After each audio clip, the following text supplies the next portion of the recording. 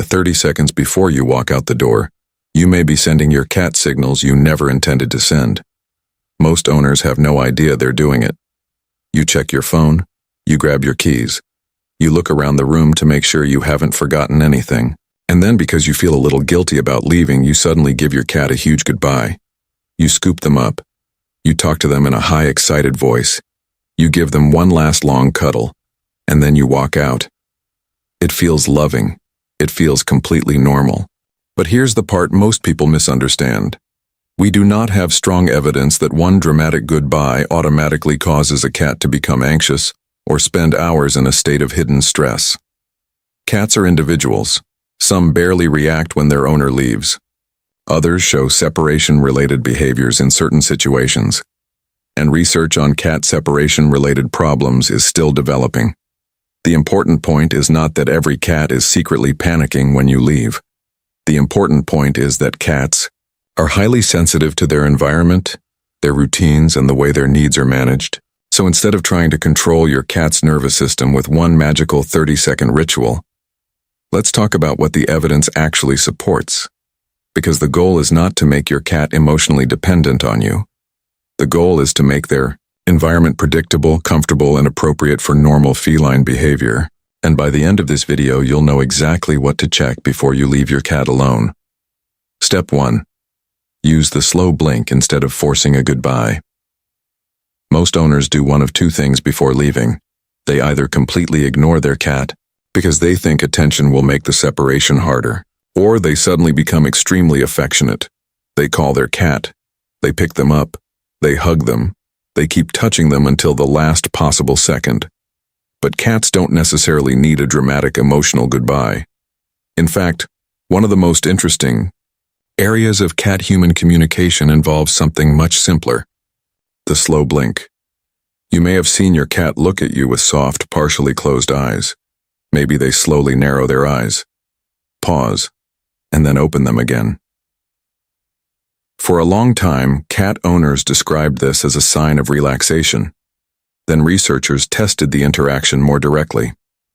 A 2020 study published in Scientific Reports found that cats were more likely to respond with similar, eye-narrowing behavior when humans used a slow blink sequence.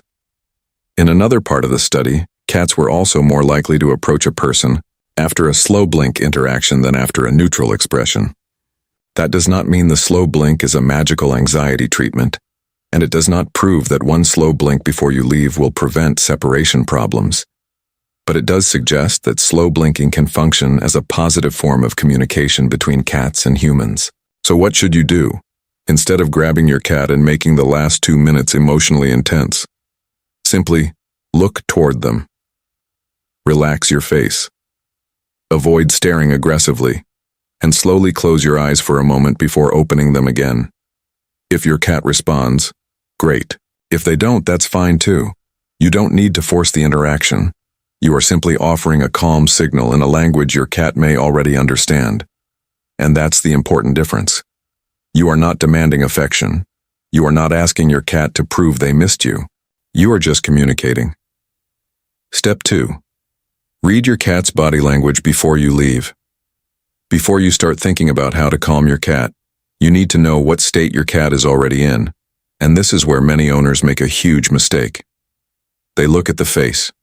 They see their cat sitting quietly, and they assume everything is fine. But cats communicate through their entire body. The tail, the ears, the eyes, the whiskers, the position of the body, and even the way they move away from you. A relaxed cat may have a loose body and relatively neutral posture.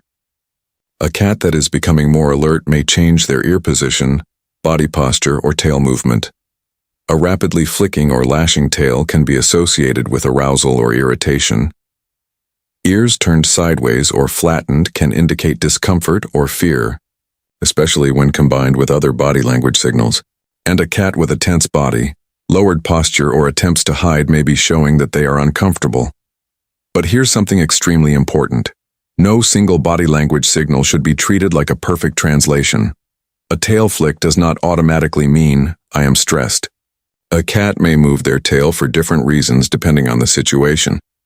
This is why professional feline behavior guidance recommends looking at the whole body and the context, rather than treating one movement as a guaranteed diagnosis.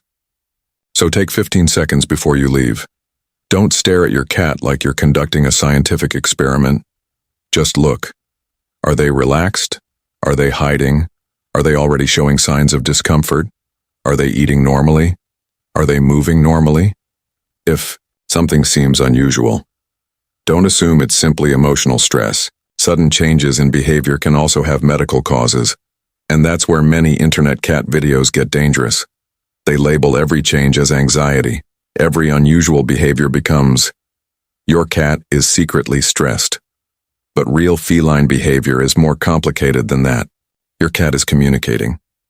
Your job is not to panic over every signal. Your job is to learn the pattern. Step 3.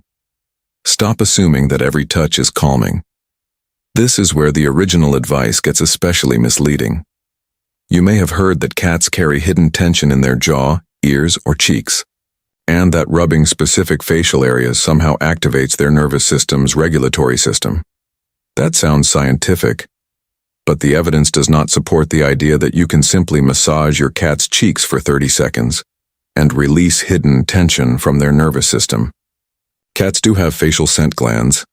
They also use facial rubbing as part of normal scent marking and social behavior. And many cats do enjoy gentle contact around the cheeks and chin. But that does not mean cheek rubbing is a universal neurological reset button. Your cat is an individual. Some cats enjoy being touched around the face. Some prefer the chin. Some like the base of the ears. And some cats would rather you keep your hands to yourself. This is why feline handling research focuses heavily on individual preferences and the cat's ability to control the interaction. In one study, cats showed a preference for certain types of human interaction, and allowing the cat to participate in the interaction, rather than forcing contact, was associated with more positive responses. The lesson is simple. Before you leave, do not automatically start rubbing your cat because you have decided they need to be calmed. Let your cat tell you whether they want contact. Offer your hand. Allow them to approach. If they lean into your hand or rub their face against you, continue gently. If they move away, stop. If they turn their head, pause. If their body becomes tense, give them space. This is not you being distant. This is you paying attention. And sometimes the most calming thing you can do for a cat is not touch them at all. Quick pause. Before we continue, there's something important I need to say. You will see a lot of cat videos online claiming that one specific action is secretly damaging your cat's health, that your cat is quietly dying because of one simple mistake, or that a single routine can completely reset their nervous system. Be careful with claims like that. Cat nutrition and health are not topics that should be reduced to fear-based internet advice. If you're concerned about your cat's food, weight, appetite, or behavior, speak to a veterinarian. And now let's get back to the actual evidence-based ways you can make your cat's environment more comfortable. Step 4. Check the territory your cat actually uses. Here's a fact about cats that genuinely matters. Cats are strongly influenced by their physical environment.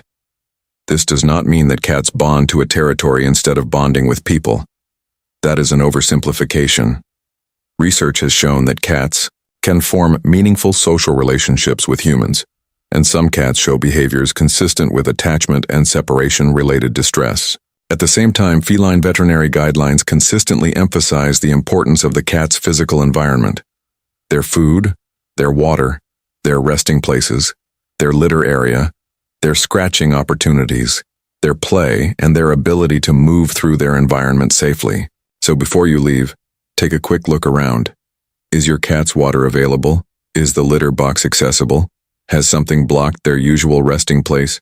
Is a door suddenly closed that your cat normally uses? Has a noisy appliance been turned on, right beside their food or sleeping area? You are not performing a mystical territorial inspection. You are simply checking whether your cat still has access to the resources and spaces they rely on. That is a much more accurate way to think about it. Because cats do not need you to pretend you're the leader of some invisible feline group. They need an environment that meets their behavioral needs. And the difference matters.